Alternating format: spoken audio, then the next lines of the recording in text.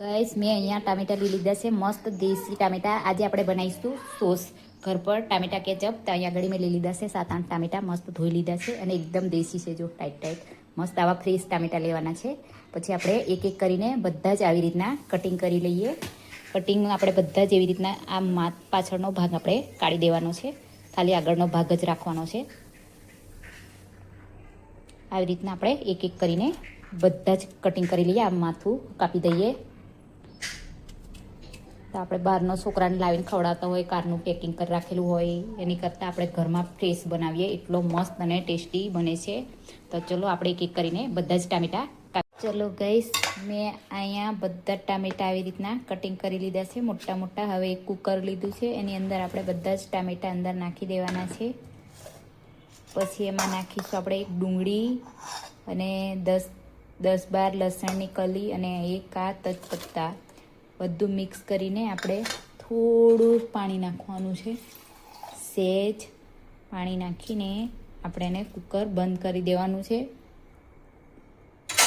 અને 1-2 સીટી આપણે વગાડી લઈએ.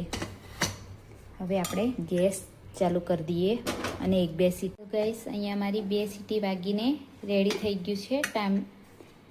ટામેટા બફાઈ ગયા છે, મસ્ત ચડી ગયા છે. હવે એને આપણે મિક્સર જારમાં લઈને પીસી દઈએ. અને અહીંયા આગળ મેં મસાલા તૈયાર કર્યા છે, ખડા મસાલા. તો અહીંયા જો કાઢી મેરી 4-5 મેના એક કરીને બધા આવી રીતના મસાલા. મતલબ મારો છોકરો નાનો છે તો એટલું બધું તીખું નહીં ખાઈ શકે, તો એટલા માટે મેં ઓછું લીધું છે. અને તમે જેવું મતલબ તમારા હિસાબથી તમે લઈ શકો છો. અહીંયા આગળ મેં મિક્સર મશીન લઈ લીધું છે. હવે મિક્સર જારમાં નાખીને આને પીસી લઉં. પૂરું ટામેટો થઈ ગયું.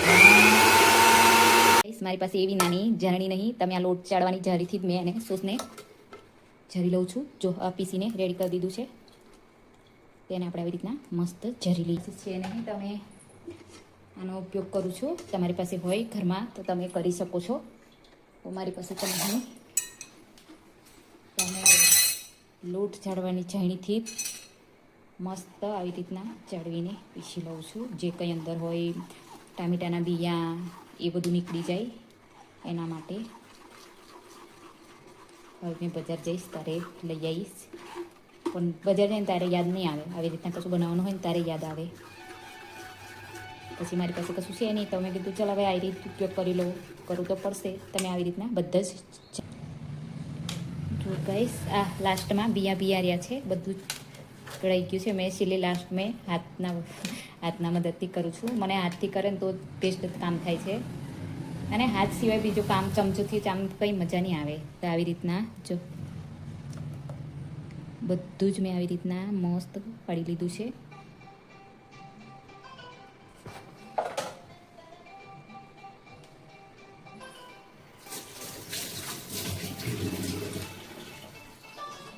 આટલો મસ્ત નીકળી ગયો છે. હવે આપણે તવી પર મૂકી દઈએ. ચલો, મેં ગરમ કરવા મૂકી દીધું છે. મેં જે કુકરમાં બાફું એ જ કુકરમાં મૂકી દીધું છે. કેવું મારી પાસે એવું મોટું તપેલું નહીં સ્ટીલનું, તો મેં એમાં જ મૂકી દીધું છે. અને જે આપણે પેલા મસાલો બનાવ્યો ને ગાંઠ, એ અંદર મૂકી દેવાની છે. તેનો ટેસ્ટ બહુ જ મસ્ત જાય છે અંદર. આવી રીતના થોડું તીખું પડતું લાગે તો સરસ લાગે. તો અહીંયા આગળ મેં મારી નાની ચમચી છે તો 2 ચમચી જેટલું નાખી દીધું લાલ મરચું. આવી રીતના હલાવવાનું છે ચમચાની મદદથી. આપણે એને છોડી નહીં દેવાનું. આવી રીતના ઓછી નાખીશ, બહુ 1-2 ચમચી જેટલી. મારા છોકરાને બહુ ગળ્યું નહીં ખવડાવવું એટલે. પછી આપણે હલાવીએ આવી રીતના મસ્ત. તો ગાઈસ, મારો સોસ બનીને રેડી થઈ ગયો છે. આપણે ચેક કરી લીધો છે. હવે આપણે લાસ્ટમાં નાખીશું વિનેગર 1 ચમચી જેટલું. વિનેગરથી આપણે 1.5 મહિનો 2 મહિના સુધી રાખી શકીએ છીએ, બગડે નહીં સોસ. તો લાસ્ટમાં આપણે વિનેગરને નાખવાનું છે. જો કયો થઈ ગયો છે ને રેડી.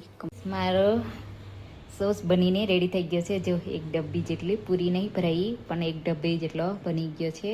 ઓછા ટામેટા હતા એટલે, બાકી હવે લાસ્ટ કરીશું ત્યારે વધારે ટામેટા લાવીશું. તો કેટલો સરસ બનીને રેડી થઈ ગયો છે ઘર પર જ. તો વિડીયો સારો લાગ્યો તો લાઈક કરજો, ચેનલને સબસ્ક્રાઈબ. By, C you.